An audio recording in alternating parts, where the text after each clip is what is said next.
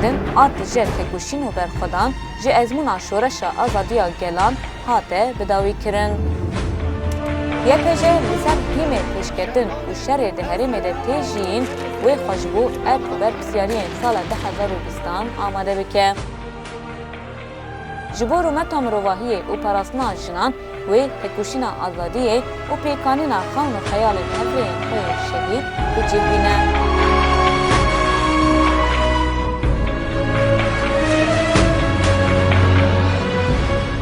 Ji bo xilasiya rûmeta mirovahiyê û parastina jinan wê têkoşîna azadiyê bigihîne serkeftinê.